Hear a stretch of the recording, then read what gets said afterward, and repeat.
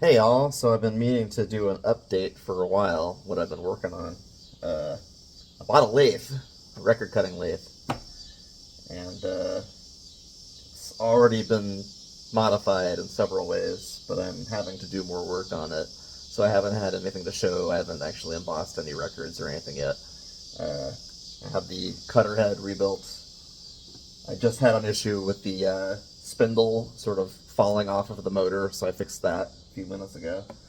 I'm currently working on creating a vacuum setup to pick up the chips that it produces when you emboss the records.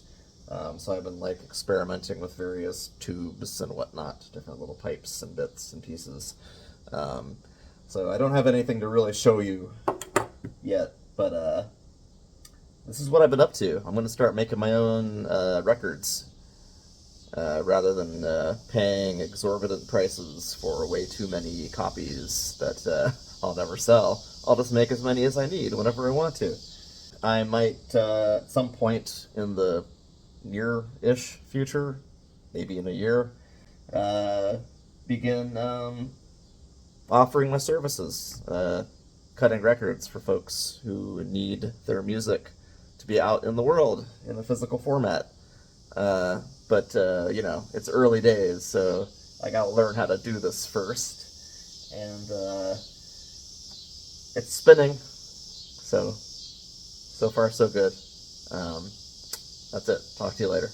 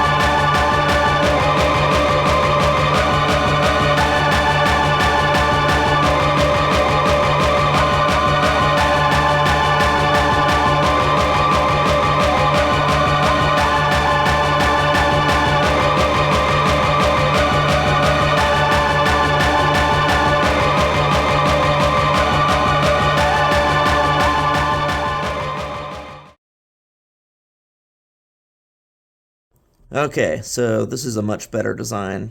Really simple.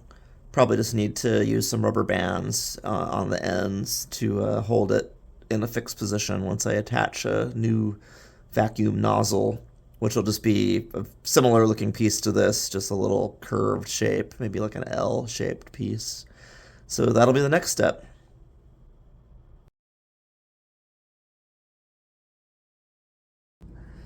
All right, so I've moved on to an even simpler design. This isn't the final piece. This is just like a kind of practice prototype. I haven't run anything yet. I haven't cut anything into it. I haven't hooked it up to the vacuum. But I'm just trying to work out a way to get this to fit here, to be easily adjustable, to stay in one place at all times, to move freely without getting hooked, to be as close as possible to the stylus when it's down, which it's not right now. I'll put it down for you here. So it'll be directly behind the stylus. And I'll just move the camera over a little bit here. So see what I mean. It's very close. This is a blank record here. It still has its protective coating on it. I'm just kind of using it as a placeholder. And I've got a kind of crappy stylus in there, so I'm not worried about damaging it or anything. But I feel like I might be closer to something that will actually do what I want it to do. So that's where we're at today. Hopefully I can turn this into something that works soon.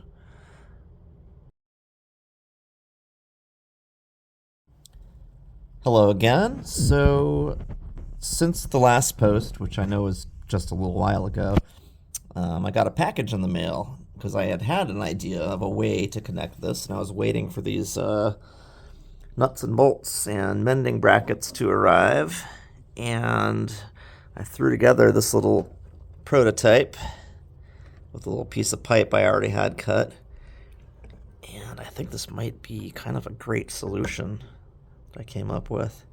I'll need to cut a slightly different piece of pipe, and I may need to bend it, angle this back section towards the camera here, so that it's not shooting straight back. So I need to put a coupler on there, which might get in the way of these weights, and maybe might actually touch the record, but or touch the turntable. But I think this will work really nicely. So I'm gonna see about finishing up this idea, and I'll show you this piece really quickly here. I just have it attached with rubber bands, and I think that's all it's going to take.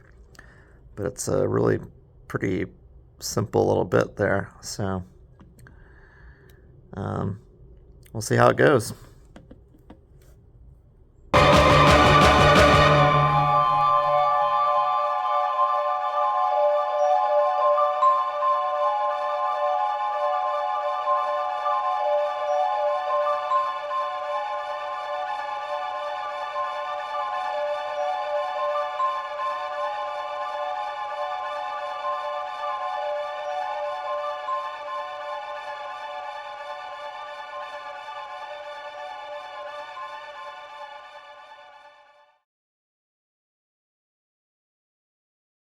Forgive the text-to-speech voiceover.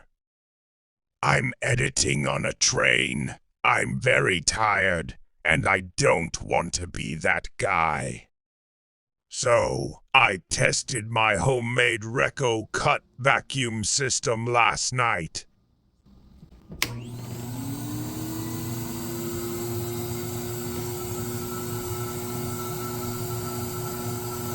I have not adjusted the stylus weight. So, between that and the clear blank that I am using, it is hard to see, but there is debris gathering in the filtering flask.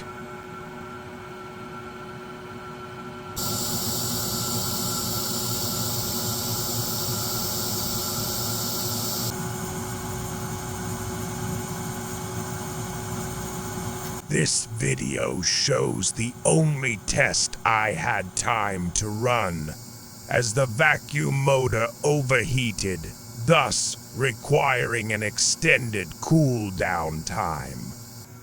The next video will show a modification I made that I hope will fix it. Ha ha ha ha ha! Hello again. From the Lincoln Service Amtrak train, as I journey southward through the wondrous land of central Illinois. This is the modification I mentioned in the previous video. All I've done is switch to the wider brass connector on the top of the suction box, using the large proprietary tube with which it came. I've improvised a connection to the smaller vinyl tube, using a rubber adapter from the filtering flask, a small funnel, and some electrical tape.